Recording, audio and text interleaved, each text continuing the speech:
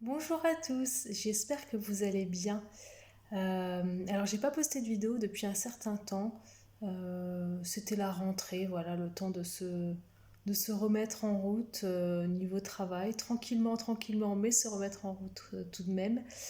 Donc voilà, je vais essayer, je dis bien essayer parce que je ne veux pas promettre quelque chose que je ne suis pas certaine de pouvoir tenir. Je vais essayer de proposer un rythme qui soit plus régulier, on va dire, pour pouvoir proposer des vidéos voilà, qui abordent des thèmes qui vous intéressent et qui sont d'actualité, comme c'est le cas aujourd'hui. Donc cette vidéo qui s'intitule Quelques conseils pour l'oral VAE. Donc pourquoi c'est d'actualité? Parce que les prochains oraux de VAE, en tout cas donc, au niveau du travail social, donc éducateur spécialisé, éducateur de jeunes enfants par exemple, ont lieu en décembre. Donc là, septembre, c'est la reprise un peu pour tous les candidats et pour nous qui sommes accompagnateurs également, puisque voilà, donc dans les VAE de travailleurs sociaux, il y a deux sessions, donc une au printemps, une à l'automne. Donc celle du printemps en fait a lieu au mois de juin, enfin les oraux ont lieu au mois de juin pour un dépôt plus ou moins au mois de mars. Et concernant l'automne, voilà, donc les dépôts sont à faire au plus tard le 15 septembre, je crois.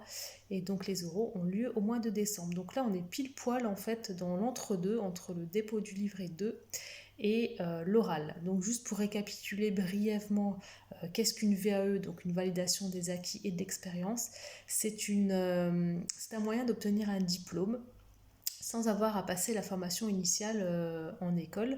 Donc là, en l'occurrence, moi, je suis éducatrice spécialisée indépendante et je suis également accompagnatrice VAE pour tout ce qui concerne les diplômes de travailleurs sociaux. Donc voilà, la VAE, c'est trois étapes, on va dire. Donc la première, c'est le livret 1, qui récapitule le parcours du candidat ainsi que ses expériences professionnelles et ses motivations. Suite au dépôt de ce livret 1, il y a une recevabilité qui est octroyée si le candidat en fait correspond, en fait, le parcours du candidat, sa formation, ses expériences correspondent en fait à ce qui est attendu au niveau du diplôme qui est visé par la VAE. Donc si le livret 1 est recevable, il y a le livret 2 et quoi qu'il en soit, de toute manière, que le livret 2 soit validé totalement, partiellement ou pas du tout validé, il y aura de toute manière un oral. Donc ça, ce sont les trois étapes de la VAE. Et donc, moi, je suis éducatrice spécialisée indépendante et accompagnatrice VAE, comme je vous l'ai déjà dit, mais c'est pour dire que il existe des organismes en fait qui sont subventionnés, hein, qui préparent à la VAE, des organismes qui font des formations de groupe. Et c'est vrai que nous, les indépendants, on est plus sur de l'individuel avec, pour petit plus, le fait d'être peut-être plus adaptable, entre guillemets, c'est-à-dire que moi, je peux être amenée à travailler le week-end, en soirée. Pour des personnes qui travaillent, par exemple, c'est hyper utile, en fait, de savoir que son accompagnateur est disponible le soir et les week-ends. Et voilà, et on propose aussi, j'ai des collègues qui proposent des groupes Facebook, des groupes WhatsApp, etc. Des collègues indépendants, j'entends. Et voilà, donc en fait c'était juste pour vous récapituler un petit peu voilà, qu'est-ce que la VAE, comment ça s'organise, etc. Donc maintenant les conseils que j'ai à donner à proprement parler concernant l'oral de la VAE.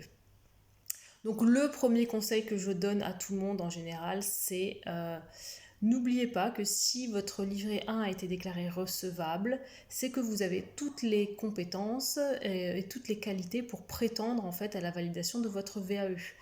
Donc, je l'ai déjà dit dans une précédente vidéo, mais qui était beaucoup plus courte, ayez confiance en vous, sentez-vous légitime, parce que c'est vrai que quand l'oral arrive, approche en tout cas, les candidats sont dans une sorte de stress, hein, ce qui est tout à fait normal. Mais moi, j'estime que quand on est dans une période de stress, il faut toujours se demander pourquoi est-ce que je suis là, qu'est-ce qui m'a amené à être là. Et en général, quand on fait ce petit feedback, on se rend compte que bah oui, si je suis là, c'est parce que il y a déjà eu une première évaluation qui estime que j'ai ma place devant ce jury pour cet oral là. Donc vraiment, pour déstresser au maximum, rendez-vous bien compte que vous n'êtes pas là par hasard. D'accord? C'est pas comme quand on arrive à la fac, voilà, ou dans un amphi avec 500 personnes, par exemple. Voilà, là, on n'est pas du tout on n'est pas dans la même configuration. Si vous êtes là, ce n'est pas un hasard et c'est justement parce que on a estimé que vous aviez votre place là. Donc voilà, ça c'est un peu le conseil que je donne pour relativiser et pour déstresser. Après, concernant la préparation à l'oral, euh, alors moi, je sais que j'ai un fonctionnement qui est peut-être pas le même que les autres accompagnateurs, vu que j'ai fait des études de psychologie, donc j'ai un master en psychologie, j'ai fait un doctorat, mais je n'ai pas validé ma thèse, mais j'ai vraiment une autre approche concernant tout ce qui est l'état d'esprit d'un candidat en fait à un oral. Euh, la préparation à l'oral, oui, je conçois que pour se rassurer, on veuille se préparer un maximum.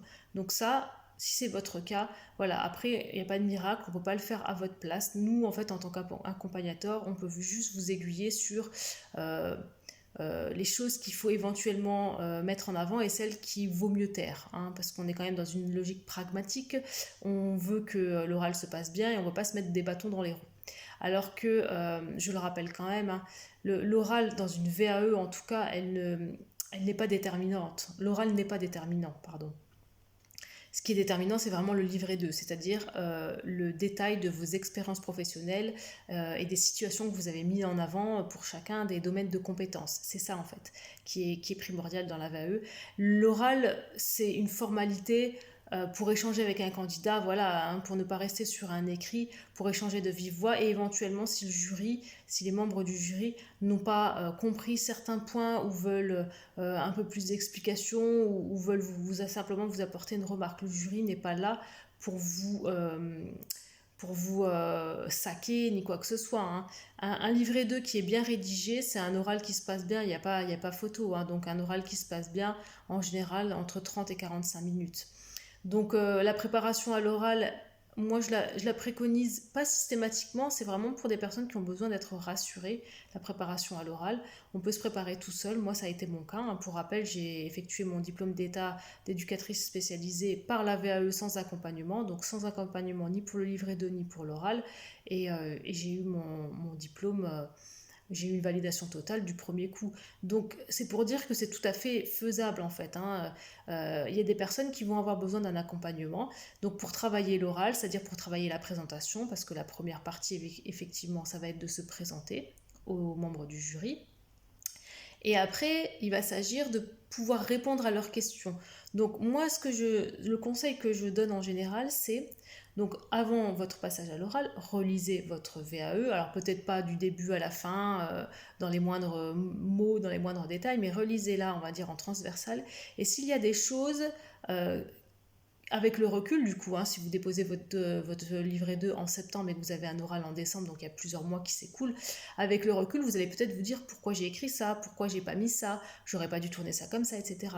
Donc moi, ce que je préconise, c'est relever tout ce qui vous pose question, tout ce que vous auriez pas, ce que vous écririez autrement aujourd'hui, ce qui vous dérange, ce qui vous gêne, etc. Et travailler là-dessus. Alors moi je donne souvent l'exemple là, hein, dans ma VAE, j'avais mis l'exemple, une situation d'une personne pour laquelle j'ai été sollicitée, donc quand j'étais responsable d'un SAVS, donc un service d'accompagnement à la vie sociale, une personne pour laquelle on avait une suspicion d'un syndrome de Diogène, donc accumulation d'objets à l'intérieur du logement, potentiellement dangereux pour la personne et pour son voisinage direct. Donc moi dans ma VAE j'avais écrit, quand j'ai sonné chez cette personne, quand je suis arrivée chez elle, elle m'a tout de suite dit oh bah bonjour, mais ne faites pas attention au désordre. Et je lui ai répondu si, je vais faire attention au désordre parce que c'est pour cette raison que je suis là aujourd'hui. Et donc le jury a relevé cette phrase et m'a dit en gros, ah ben c'est osé de dire ça à la personne. Mais en fait, ma réponse, je pense, était assumée, c'est-à-dire que j'ai expliqué aux membres du jury, c'était peut-être osé, je ne sais pas, mais en tout cas, ça recadrait ou ça cadrait les raisons de ma présence à son domicile. J'étais effectivement là pour cette raison-là. Donc le fait que cette personne me dise ne faites pas attention au désordre, j'ai jugé que c'était, en tout cas à cet instant-là, c'était important de lui dire bah si, je vais faire attention parce que c'est pour ça que je suis là.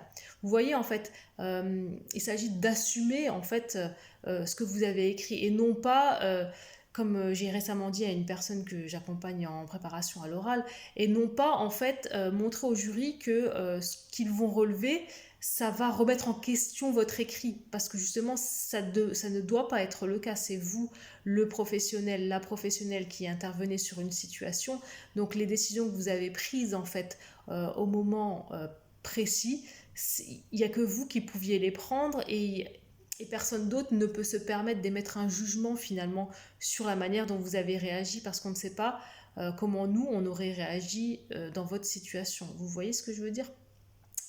Donc voilà, c'est ça les conseils essentiels que je donne, c'est pour la préparation à l'oral, c'est un, ayez confiance en vous, sentez-vous légitime, et deux, relisez votre VAE, et s'il y a des choses qui vous font bloquer, sachez que si ça vous fait bloquer, ça fera probablement bloquer peut-être aussi les membres du jury. Donc travaillez vos réponses et soyez assurés.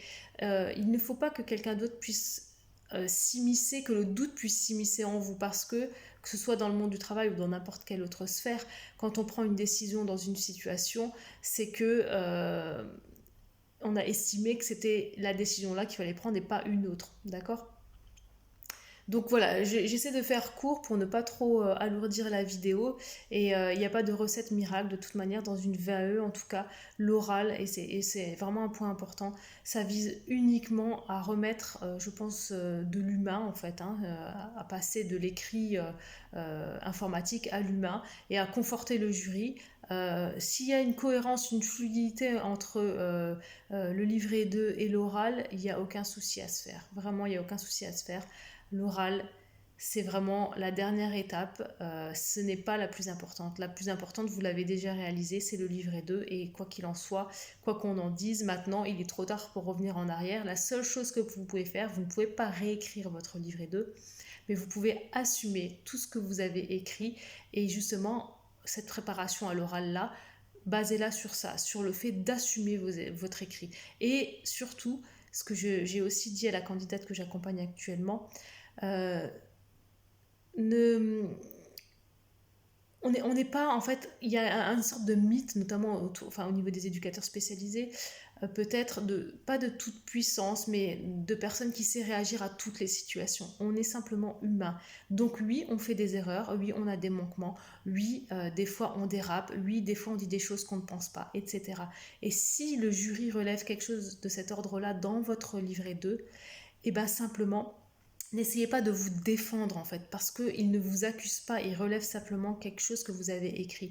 Donc il n'y a pas de défense à avoir, il y a peut-être juste une certaine forme d'humilité à avoir, de dire oui effectivement, après coup je me rends compte que j'aurais peut-être pas dû réagir comme ça, mais la situation était telle que je n'ai pas pu faire autrement. Vous voyez ce que je veux dire en fait, accepter ce côté-là aussi humain, faillible et vulnérable, parce que on n'est pas que des professionnels qui avons des capacités, des compétences, des qualités, il y a aussi tout ce qu'on a encore à travailler, et que seule l'expérience de terrain, que le diplôme que vous allez obtenir par la VAE pourra vous permettre d'acquérir pour que vous deveniez une personne et un professionnel meilleur en tout cas. Voilà, écoutez, j'espère que cette vidéo vous a plu, qu'elle vous a donné quelques pistes, et si vous avez des questions, n'hésitez surtout pas à me les poser en commentaire. N'hésitez surtout pas alors à vous abonner, et aussi à feuilleter mon dernier ouvrage qui est paru, qui a été publié au mois de juin dernier. Donc devenir éducateur spécialisé indépendant, guide pratique pour s'élancer sans se cracher, qui est uniquement disponible aux éditions Le Livre en Papier. Je remets le lien dans la description. Et dans ce livre-là, en fait, c'est un peu un condensé de toutes les vidéos que je peux proposer, puisque vous vous doutez bien qu'un livre, l'idée c'est d'être le plus exhaustif possible, d'aborder le plus de points possible, de répondre au plus de questions possibles. Donc voilà, ce livre-là, c'est un peu un condensé de toutes les vidéos, et j'ai fait en sorte qu'il soit pas trop long, qu'il soit ludique, didactique, et que ce soit simple à lire, en tout cas que ce soit intéressant. Donc n'hésitez pas à aller voir sur le site les éditions du Livre en Papier. Je vous remercie beaucoup, je vous souhaite une bonne journée, et à très très bientôt j'espère. Bye bye.